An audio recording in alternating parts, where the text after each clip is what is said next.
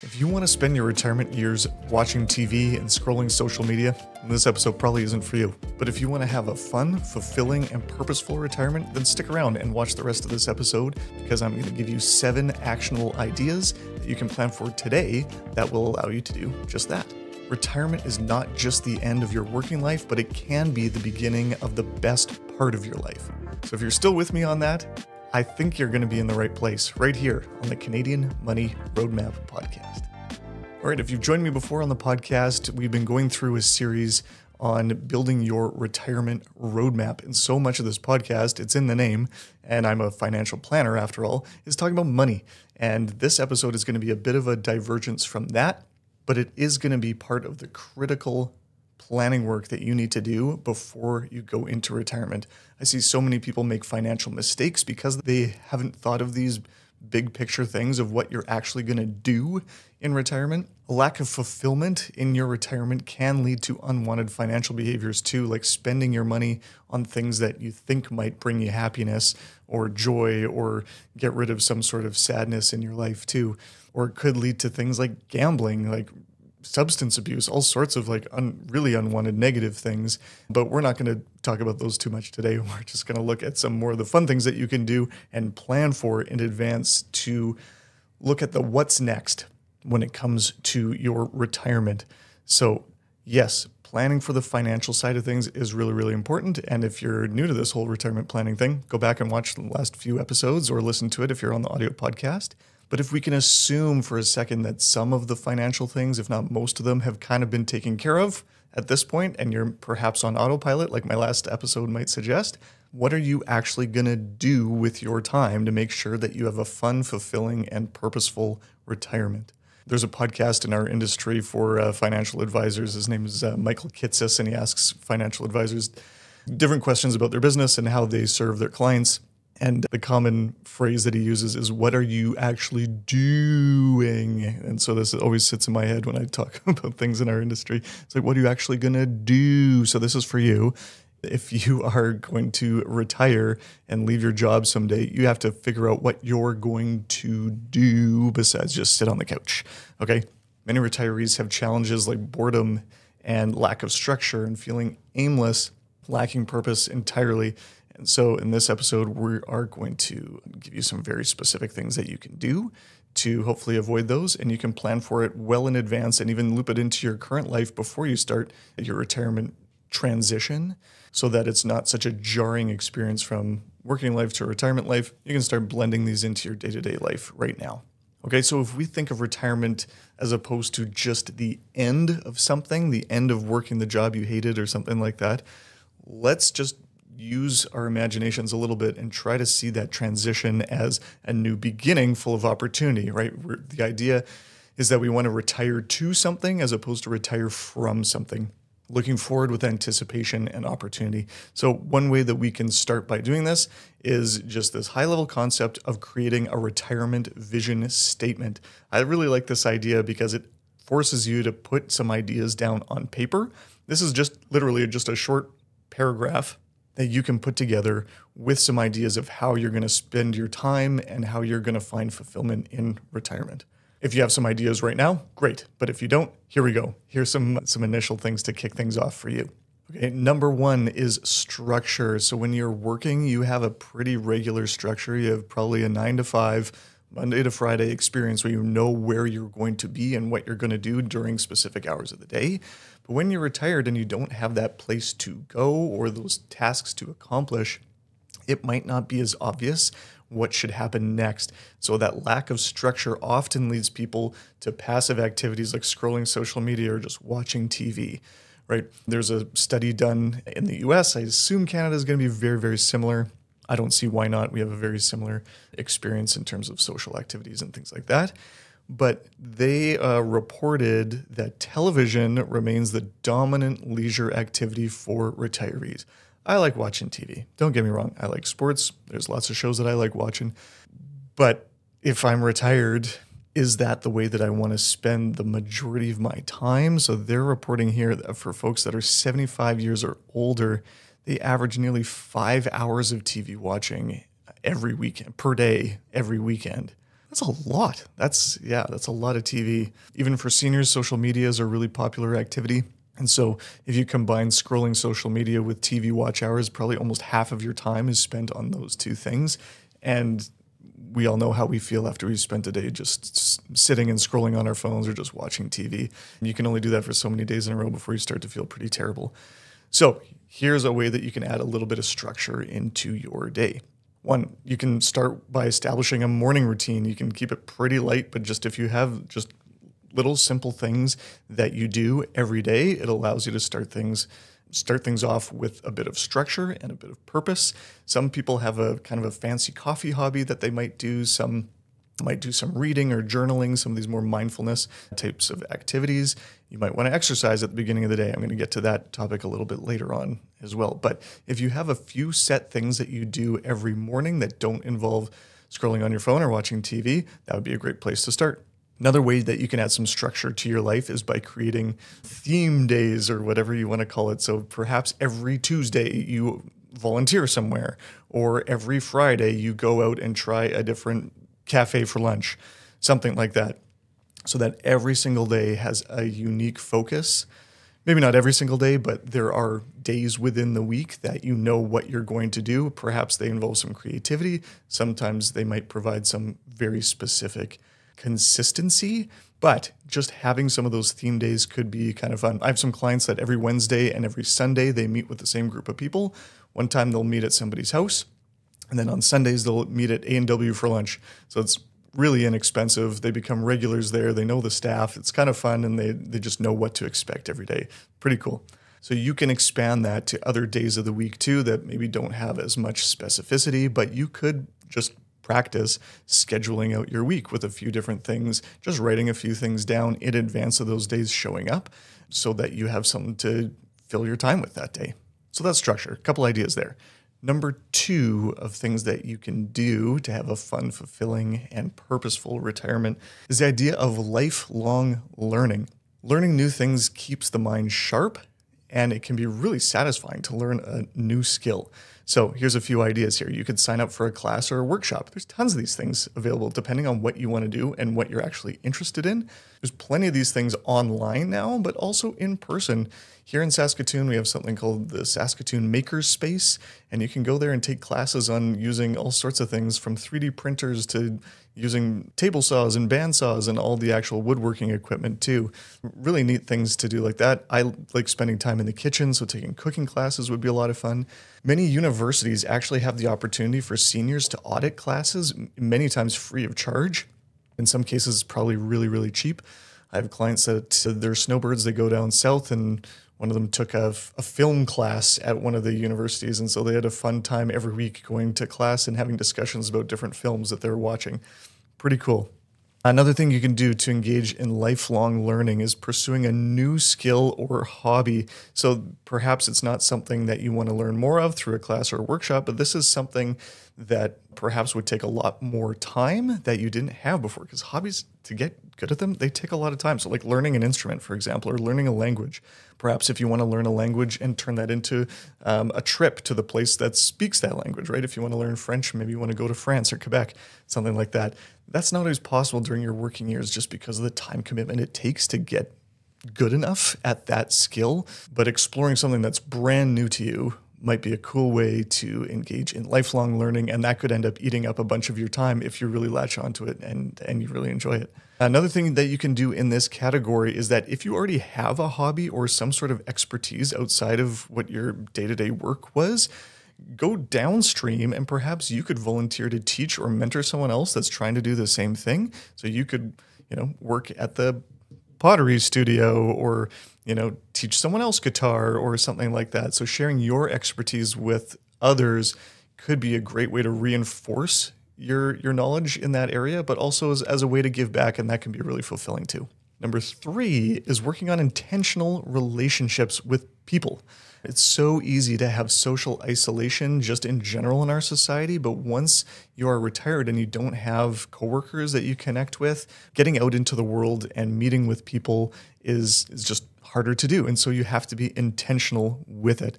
To avoid this idea of social isolation, here's a few things that you can do.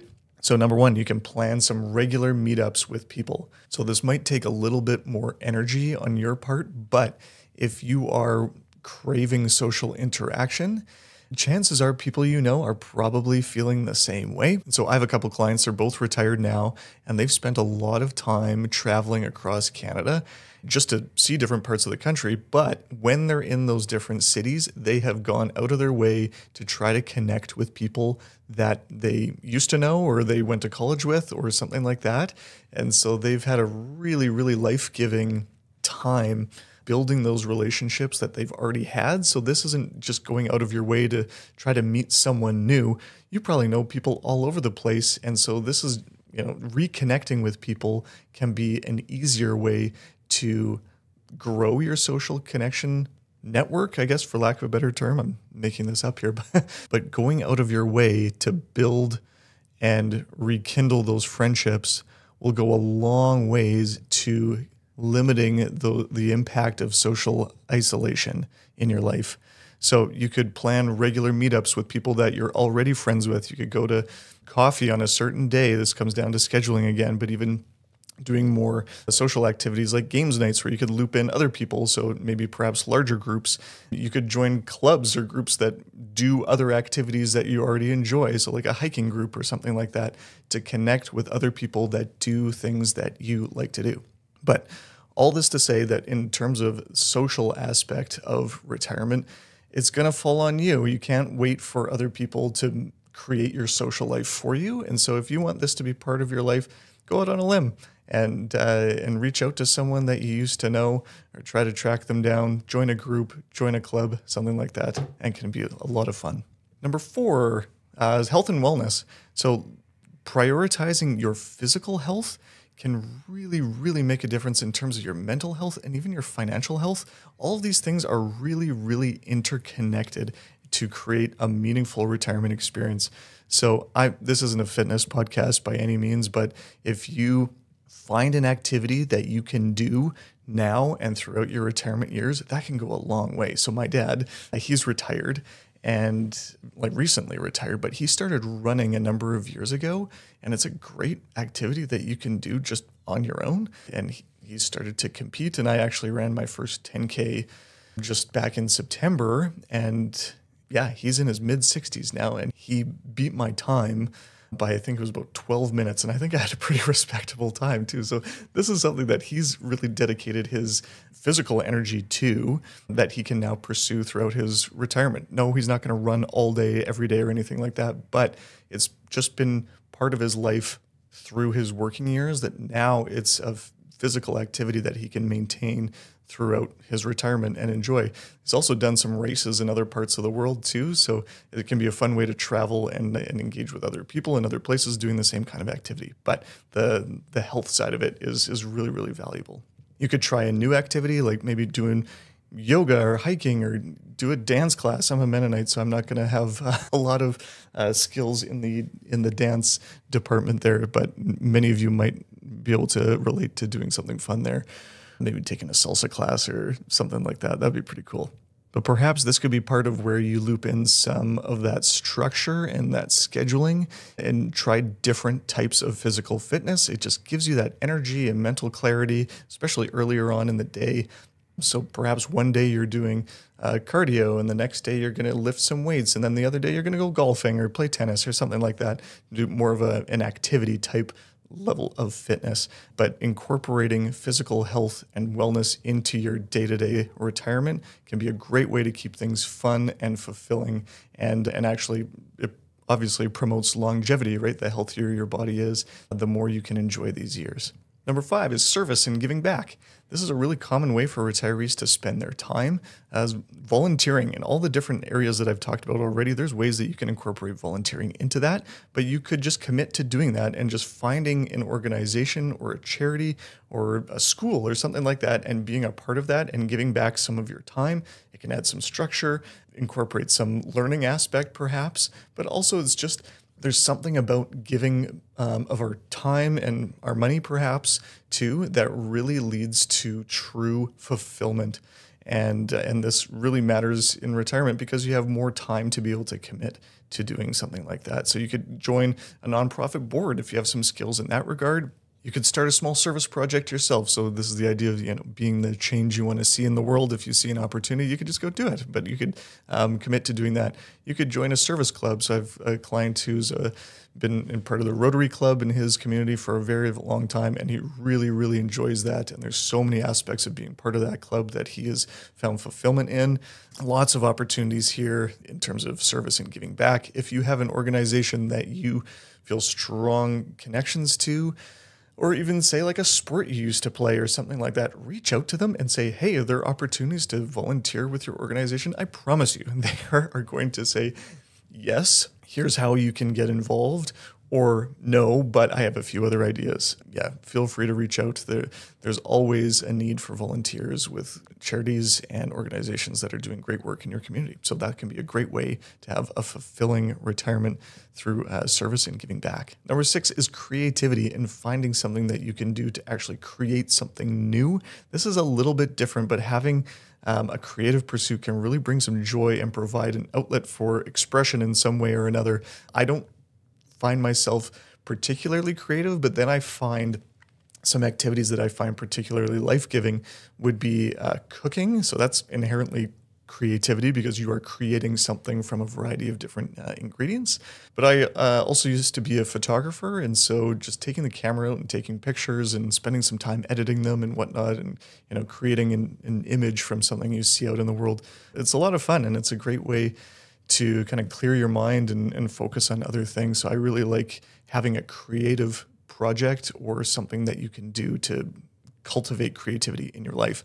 So a few actionable ideas here. One, you could just set a creative goal of something that you want to accomplish. So like you could write a memoir or try your hand at photography, like I mentioned before. You could start a blog about a topic that you're passionate about. There's plenty of opportunities to have your creativity exist in the world for other people to find.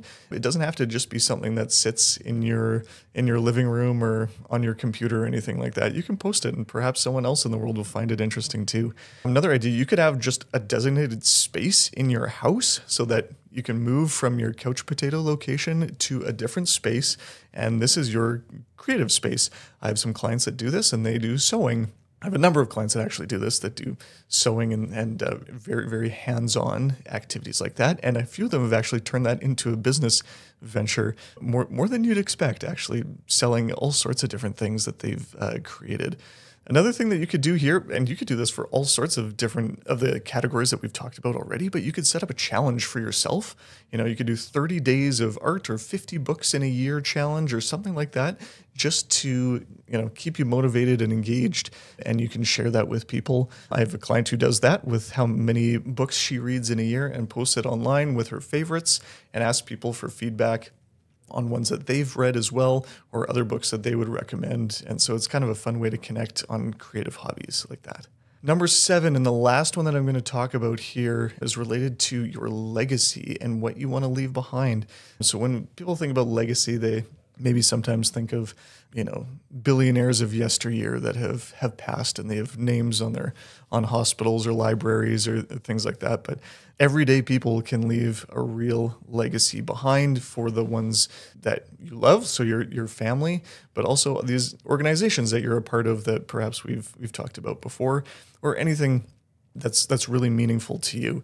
So for example, you could organize some family history and create a photo project. So I've another client, I'm giving lots of client stories here. Hopefully this is interesting or valuable because these are real examples. I have a client whose hobby is genealogy. I have a number that this is a hobby of theirs, and they like to build out their family tree and dig into where they came from in the past and put themselves into that story to create albums and family trees and just records of where the family has come from and where it is and how they can be a part of that so that future generations can learn from that as well.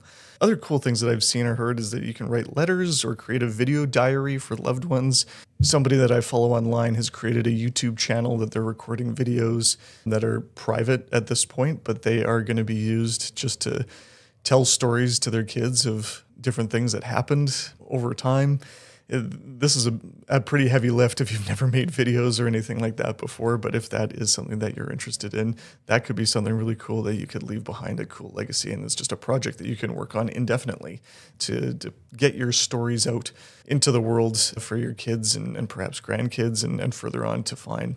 Part of legacy that many people include as part of their financial life is through philanthropy and actual giving of money as well. So if you find a charity that you believe in, consider how you could support them financially, but also through your time, like we talked about before. But there's so many cool things that you can do to think about future generations and how you can tell your story and leave your mark behind for them. So that is kind of the end of my list of things. There's tons of other things, of course, are very, very specific things that you could focus on. But just as a summary here, we talked about having structure, focusing on lifelong learning, building intentional relationships, focusing on health and wellness, service and giving back, creativity, and leaving a legacy.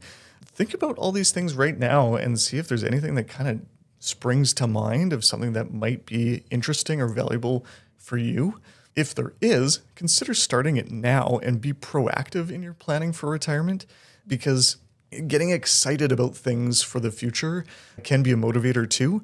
And so, if you have those things, write them down, put it in that statement, that whatever you want to call it, but I don't even remember what I called it. It's a retirement vision statement. Sure, who cares? Whatever you want to call it. You can write down some ideas of things that you want to pursue through your retirement years and how it's going to be fun, fulfilling, and purposeful. So if any of these things sounded new, I'd encourage you to maybe be open to a new experience and try something different there. Most of the stories I hear from retirees that are either my clients or other people, just anecdotally, is that when they try something new, they're really surprised at how interesting and life-giving it can be. So anyways, think about maybe one non-financial goal that you might want to start planning for your retirement. Make a note of it, write it down in that retirement vision statement. And that way that retirement stage of life can be focused on so much more than just the dollars and cents and worrying about money and what's going on in the news and all this sort of garbage that so many retirees struggle with. Having purpose and fulfillment in your retirement will allow so many of those other things to kind of fall into place on their own. If you're spending your time and energy on the things that matter to you and your community and to others in your family, who has time to watch TV or scroll social media after that? So anyways, if this was interesting to you, let me know. I'd love to see the comments. You can shoot me an email at hello@evanneufeld.com. You can just let me know if this was interesting for you, if you'd like to see more content just like this. But thank you so much for taking the time to be part of the podcast today. But I really want to thank you for being part of the podcast today, either on YouTube or if you're listening to the audio version of the podcast. Thanks so much for being here. I really appreciate each and every one of you. And so I hope you have a great rest of your week. And I'll see you on another episode of the Canadian Money Roadmap podcast.